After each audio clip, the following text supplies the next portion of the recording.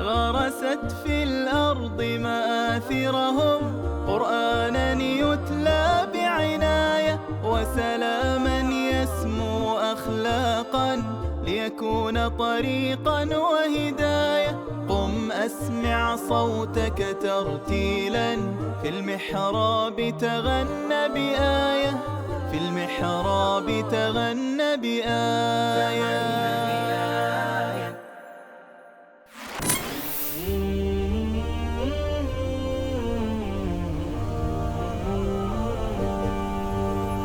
في الأمصار رفعنا الراية كي نروي للناس حكاية قصتها تحكي عن نشء أضحى القرآن لهم غاية.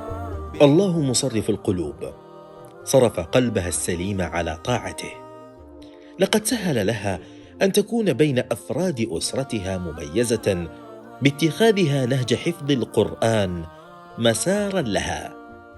فعلا الصاحب ساحب، فعلا المرء على دين خليله، فعلا قل لمن تعاشر أقل لك من أنت. صديقة كارنيتا الصدوقة نصحتها ووجهتها وأقنعتها بأن لحفظ القرآن فضائل. Awal mulai ngafal Al-Quran itu dari sekolah dasar. Itu memang sekolahnya sebelum lulus diwajibkan menghafal juz ke-30. Lalu teman-teman itu pernah ada yang bilang ke saya kalau saya sepertinya cocok untuk menghafal Al-Quran. Walaupun keluarga saya bukan latar belakang penghafal Al-Quran. Saya niat menghafal Quran ini awalnya karena teman bilang fadilahnya banyak, keutamaan-keutamaannya banyak gitu.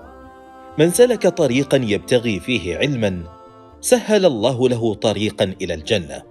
حديث نبوي شريف ملأ قناعة هذه الصبية الفتية وجعلها تستسهل طول المسافة بين جزيرة سومطرة حيث بيتها وجزيرة جاوة حيث معهد القرآن المحتمل، لأن في نهاية هذه المسافة الدنيوية جنة في الآخرة عرضها السماوات والأرض.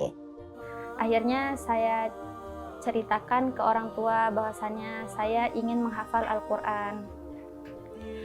Tapi orang tua karena bukan latar belakang penghafal Al-Quran, jadi awalnya tidak setuju kalau saya menghafal Al-Quran. Apalagi pondok pesantren jauh dari tempat tinggal saya, di mana saya dari Sumatera dan pondoknya ada di Pulau Jawa. Akhirnya berbulan-bulan jalan waktu, saya sudah hilang rasa ingin mondok, tidak ada rasa lagi untuk ingin menghafal Al-Quran. Orang tua datang dan mengatakan bahwasannya masuk ke pesantren saja gitu untuk melanjutkan sekolah selanjutnya. Dimana di saat itu saya sudah tidak ada lagi rasa ingin pesantren dan ingin menghafal Al-Quran. Karena ikut kata orang tua, dicarikan pondok pesantren, dapatnya benar-benar menghafal Al-Quran, mulailah saya menghafal Al-Quran di pondok Darul Quran. بين الرفض الأولي لمشروع حفظ القرآن من طرف الأهل وبين موافقتهم التي أتت متأخرة، كان حماس بطلة حلقتنا لليوم قد اضمحل مع الوقت، لكن لطيب نواياها النتيجة النهائية صبت لمصلحتها وانضمت كارنيتا لركب أهل القرآن. Udah hilang waktu itu, kenapa saya tiba-tiba mau ngafal Quran lagi? Karena ibu yang nyuruh, mama saya yang nyuruh untuk ngafal Al-Quran. Ya udah ikut aja pondok ngafal kalau gitu. Ya karena itu orang tua yang nyuruh, saya ikut saja.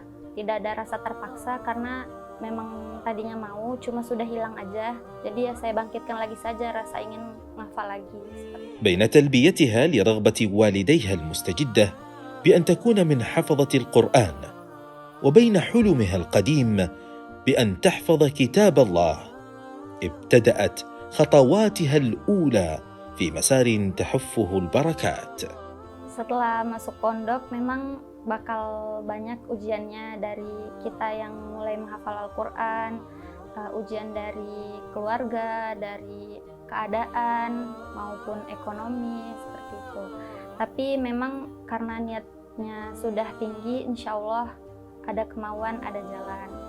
Walaupun lisannya masih belum terbiasa yang sehari-harinya akan membaca Quran, tapi karena kemauannya tinggi dan sering dingajikan, insya Allah lisannya lancar seperti itu. Jadi walaupun saya memang bukan latar belakang penghafal Al-Quran, karena dibiasakan ngaji terus, susah-susahnya insya Allah berkurang. Walaupun dari keluarga akan ada kendala ekonomi, kendala keadaan dan sebagainya, insya Allah kalau niatnya tinggi akan terus maju. متى ما وجدت الإرادة وجد التيسير. من منطلق هذه القناعة يسير الصعب سهلا ويؤول العسر يسرا بقاموس كارنيتا. حتى مع أزمة مرض والدتها بما فيها من تحديات، عرفت كيف تتعامل مع المعطيات واستطاعت أن تجابه الصعوبات، وكانت في قراراتها خلال تلك الفترة من الحكيمات. Beriringnya jalan memang nggak mudah untuk menghafal Al-Quran.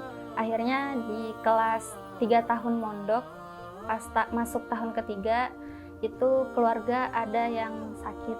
Ibu saya, mama saya sakit, yang mana sakitnya memang jangka penyembuhannya 2 tahun itu belum benar-benar sembuh. Jadi saya waktu itu didaftarkan untuk wisuda 15 juz. Tapi karena saya takut ada apa-apa dengan ibu saya, dengan mama saya ini, saya mengundurkan diri karena takut.